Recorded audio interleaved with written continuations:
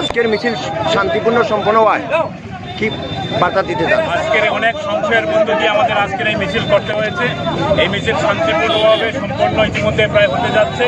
তার জন্য কৈলাসহরের আপামর জনসাধারণকে আমি আমার ব্যক্তিগত তরফ থেকে অভিনন্দন এবং শুভেচ্ছা জানাচ্ছি। আমরা জানি যে ছোট্ট একটা অংশে থেকে বিভিন্ন ধরনের প্ররোচনা তৈরি করবার চেষ্টা করা হয়েছে। আমরা সবার কাছে উদার আহ্বান রাখবো, জাতি ধর্ম বর্ণ নির্বিশেষে কোনো প্ররোচনায় যাতে কেউ পা না দেন। আমরা সবাই মিলে যেভাবে একে অন্যের হাত ধরাধরি করে দীর্ঘদিন যাবৎ এখানে বসবাস করছি, এই ঐতিহ্য কৈলাসহরে রয়েছে। কৈলাসহরের এই ঐতিহ্যটাকে রক্ষা করবার জন্য জাতি ধর্ম নির্বিশেষে আমরা সবাই যাতে একে অন্যের সাথে মিলেমিশে আমরা যাতে আগামী দিনগুলো আমরা আমাদের দিন যাপন করি।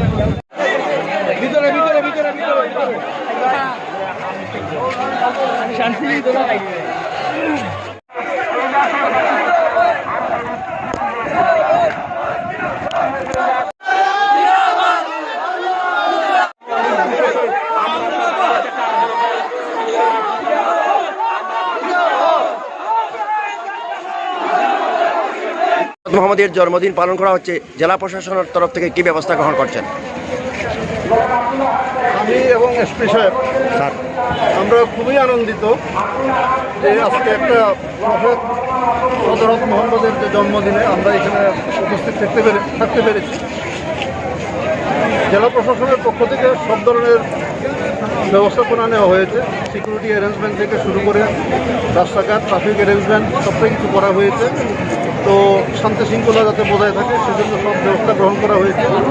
আমরা গতকালকে পলিটিক্যাল পার্টির সঙ্গে মিটিংয়ে বসছিলাম। পলিটিক্যাল পার্টি যারা এখানে আছে, মেজর পলিটিক্যাল পার্টি, তাদেরকে আমরা অনুরোধ করেছি যাতে শান্তিপূর্ণভাবে আমাদের আজকে যে প্রফেট হযরত মুহাম্মদের জন্মদিন এটা পালিত হয়।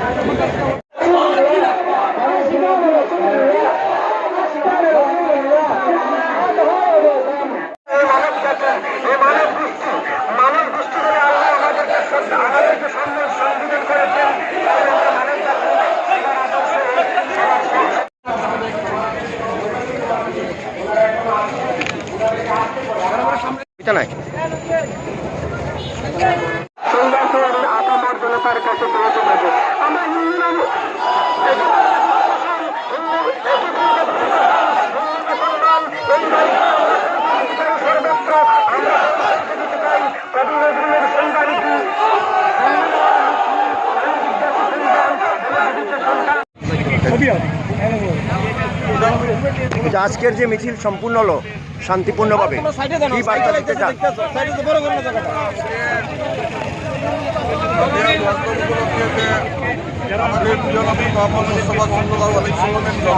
আমাদের উপলক্ষে যে শোভাযাত্রা আমরা করি, যেটা প্রশাসনকে আমরা প্রতিশ্রুতি দিয়েছিলাম শান্তিপূর্ণ উপায়ে আমরা এই শোভাযাত্রা করি।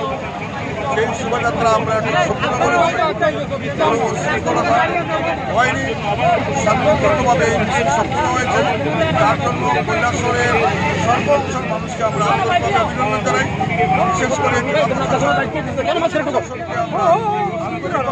জানাচ্ছি এগুলারা আমাদেরকে সহযোগিতা করেছেন।